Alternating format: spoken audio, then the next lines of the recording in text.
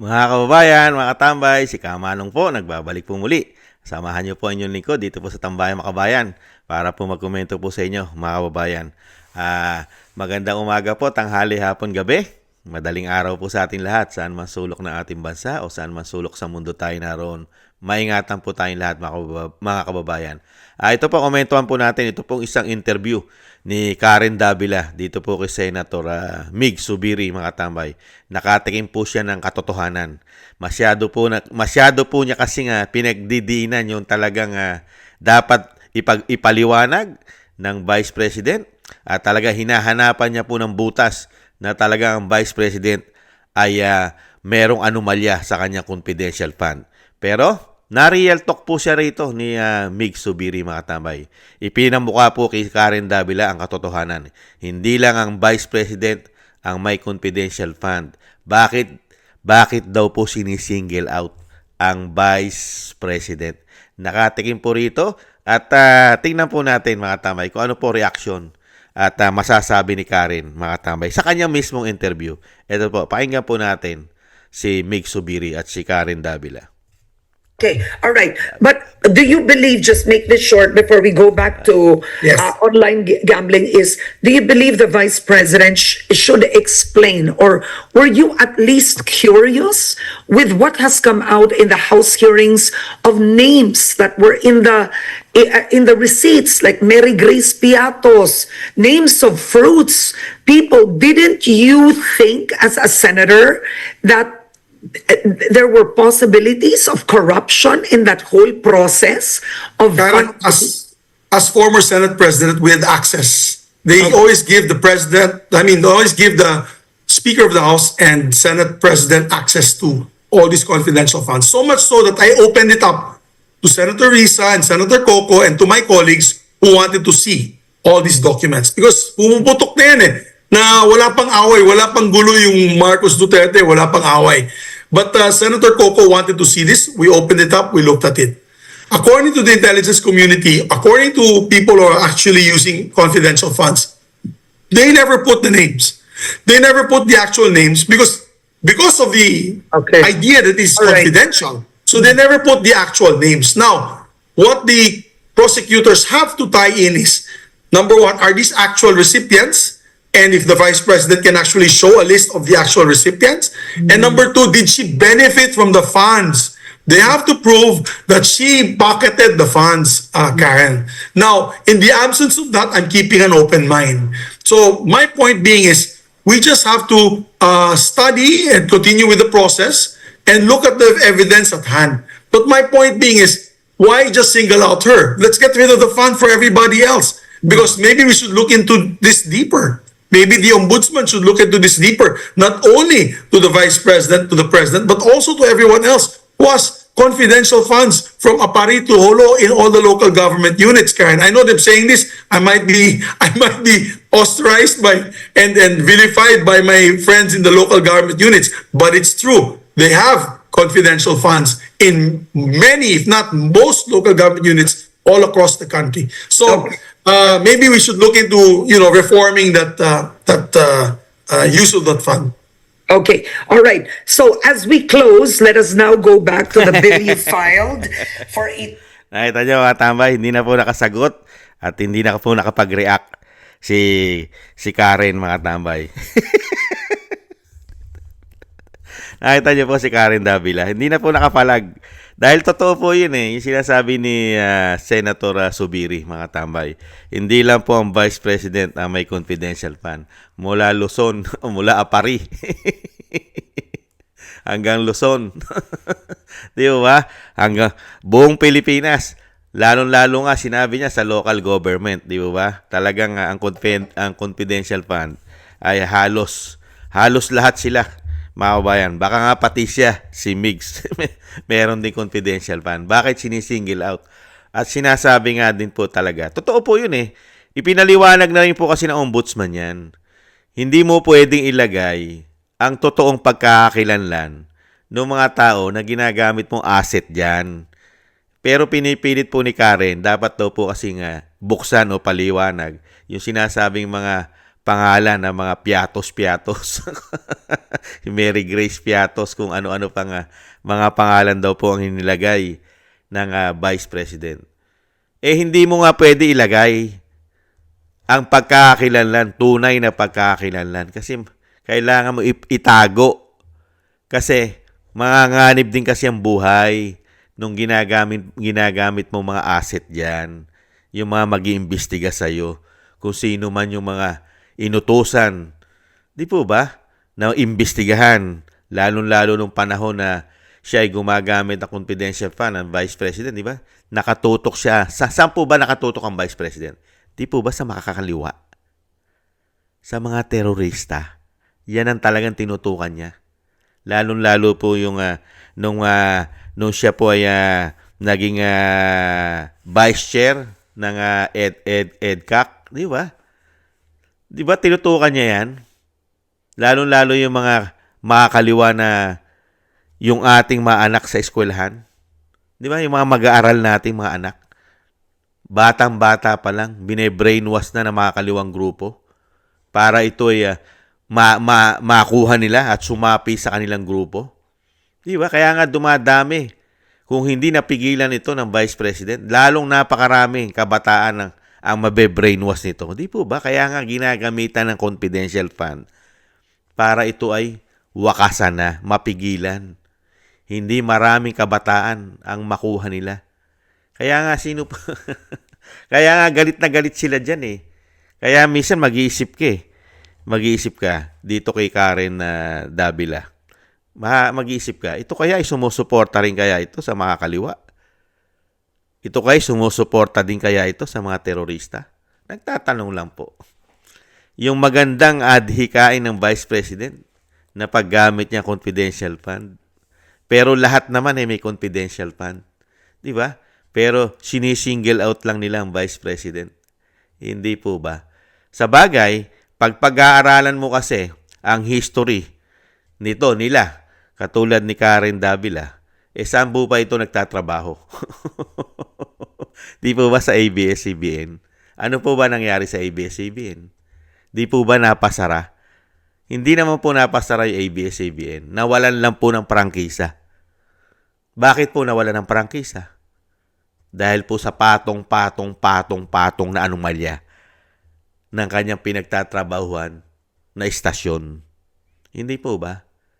Isang damukal na issue sa kanila pong manggagawa na hindi nabibigyan ng tamang benepisyo at isang damukal na issue ng korupsyon, pagkakautang sa gobyerno. Di po ba? Na hindi nababayaran at hindi nagbabayad ng tama, di umano. Di po ba? Ano po aasahan natin dyan? Sino po ba ang nag-imbestiga sa kanilang istasyon at sinabi lahat ang katotohanan na pinagagawa ng kanilang istasyon? Di po ba ang dating Pangulong Duterte? Sa tingin po ba ninyo, magugustuhan po ba ni Karen na makabalik ulit ang mga Duterte? Sige nga. Di po ba? Wala pong gustong mga oligarko, lalong-lalo po yung mga tinamaan. Di po ba? Tinamaan po at nadisiplina at mga nagbayad ng mga oligarko ng tamang buwis at pagkakautang nila noong panahon ni dating Pangulong Duterte. At sino rin gustong mga politiko dahil hirap na hirap sila magnakaw noong panahon ni dating Pangulong Duterte. Sino gustong makabalik ang Duterte sa Malacanang? Hindi po ba? Lalong-lalo po ang sumusuporta at mga makakaliwa. Hindi nila magugustuhan yan. Di po ba? Lalong-lalo po ang mga narco-politics na ginagamit ang pulburon. Di po ba? Hindi nila magugustuhan. Kaya pipilitin nilang siraan yan. Wala na po kasi silang magawa. Wala na po kasi silang ibang paninira. Iisa lang po kasi paninira nila eh. Dahil nga hindi po korap ang Vice President. Wala na po silang mahanap na issue ng korupsyon sa Vice President. Maliban lang po sa confidential fund na meron din po sila. Lalong-lalong di hamak na napakalaki ng confidential fund ng Pangulo ng Pilipinas. Hindi bababa ito sa 4.5 billion sa loob ng isang taon. Ikumpara mo dito sa Vice President na pilit nilang ini-impeach yung 125 million. Di lalo na pong napakarami nating dapat na bungkalin at kalkalin na pangalan ng confidential fund ng Pangulo. Dahil ubod ng laki ito. 4.5 billion. Hindi bababa. Di gaano karaming pangalan ang ipakikita ng Pangulo doon sa kanyang confidential fund. Sige nga. Baka hindi lang po piatos ang makita natin dyan. At unang-una, confidential fund. Di ba? Yung sa presidente ayaw nila kalkalin. Yung mismong sa mga congressman, may mga confidential fund din yata yan. Ang mga senador, bakit ayaw nilang kalkalin? Ang mga gobernador, mayor, pati nga kapitan, meron. Pero tanging sa vice president lang. Kasi, pamumulitika. Sinabi na rin po ni Subiri yan eh. Bakit mo tatanggalin ng isang vice president? Doon sa mga nakaraang pahayag. Bakit mo nga naman tatanggalin ng isang vice president? Bakit mo gustong palitan ang vice president? Kaya daw gustong palitan kasi para wala na silang kalaban sa 2028. Wala na silang mabigat na kalaban sa 2028. At siyempre, meron din po naghahangad na maging vice president ng maaga.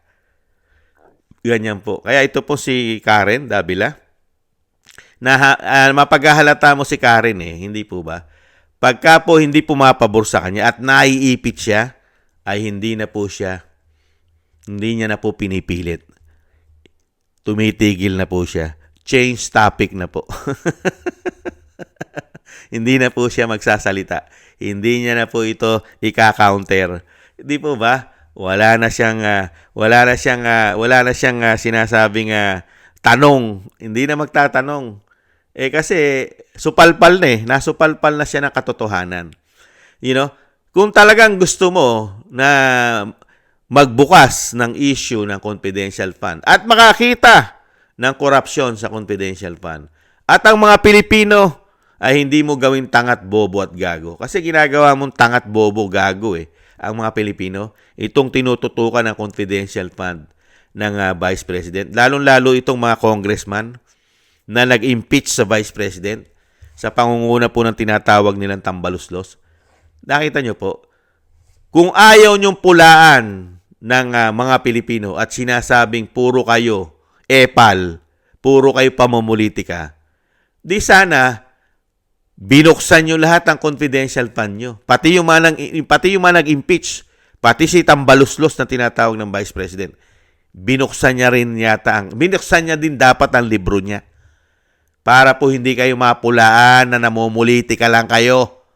Hindi po ba? At siyempre, para maging makatotohanan na lahat na sinasabi nyo, ang paggamit ng confidential fund ay mali, isabatas nyo na. Dahil kayo'y gumagawa ng batas. Balangkasin nyo na ang batas. Di po ba? Gumawa kayo ng batas na ang confidential fund ay kailangan ng kalkalin at kailangan na ng resibo. At kailangan na ng totoong pangalan ng tao, hindi na alias. Gawin nyo na pong batas. Hindi po ba? Pati, mas gusto namin yan. Dahil lahat kayo, kailangan nyong buksan at makita namin kung paano nyo ginagastos at kung sinong tao ang inyong inuutusan o sinong tao ang ginagamit nyo.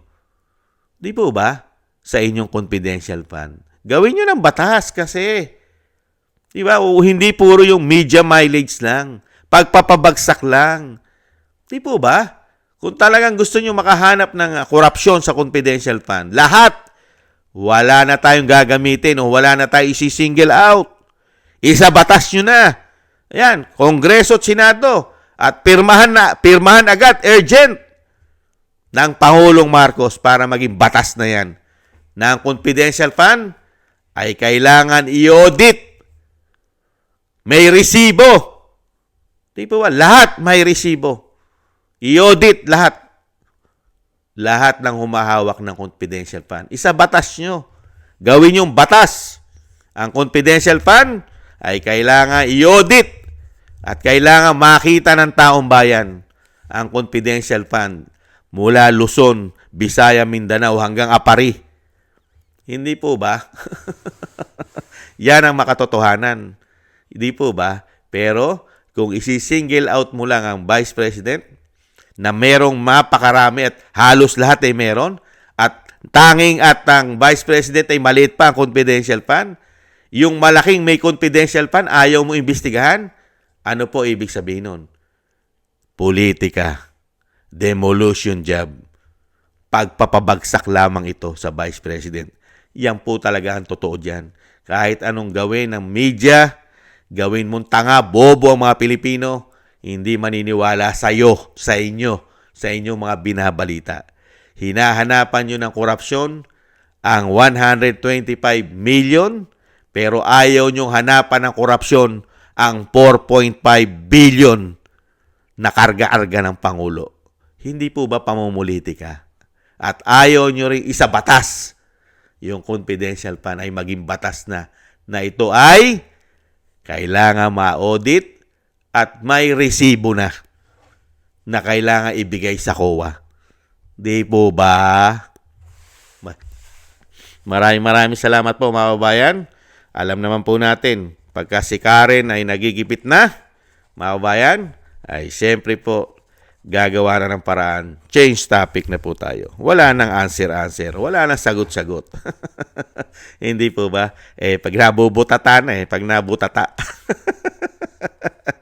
Wala nang follow-up question. Wala na. Hindi na uso ang follow-up, mga tambay. Supalpal na Maraming salamat po mga kabayan sa nagusto po ng Tambayang Makabayan sa YouTube at TikTok. At ganoon din po sa mga nagko-comment, like, share, and subscribe. Sa ating mga subscribers, maraming salamat po sa inyong lahat. Mabuhay po kayo. Ingat po. At siyempre po sa mga nagbibigay naman po ng tulong at biyaya, maraming salamat po. Shoutout po. Kingston 123 ng Hong Kong, Eric Hershio ng Canada, Jake Yahoo 4531 ng Maisog, California, USA, Gina Ray Solid DDS ng Berlin, Germany, Julieta Silona ng Sydney, Australia, Baby Roman, Ate Isa ng Cagayan, si Jem Aris na United Arab Emirates, Jovelyn Watanabe ng Japan, ako si Pilam, Annie Jo, Teodorico Erguisa Jr., si Arpel Villacorta, Wills Bubbles 5697, Rosalina RK, Team 888, Michelle Yamaguchi Vlog, at si Norma Garcia. Maraming salamat po mga kababayan. Ingat po kayo, lalo po sa inyong mga paggawa. Maraming salamat po. At siyempre po, yung lagi ko pong hiling na isama po natin, pagsama-samahin po natin ang ating mga dasal at panalangin na maingatan po ang pamilya Duterte, ang Vice President, lalo po ang ating dating Pangulong Duterte na madugtungan pa po ng mahaba ang kanyang buhay at kalakasan at makabalik pa po sa lalong mabilis sa ating bansa. Isama po natin sa ating mga dasal. Maraming salamat po. At muli po mga tambay, paalam po muna sa muli. Ingat po tayo mga kababayan. Doble ingat po. Maraming salamat po. Paalam. Bye-bye.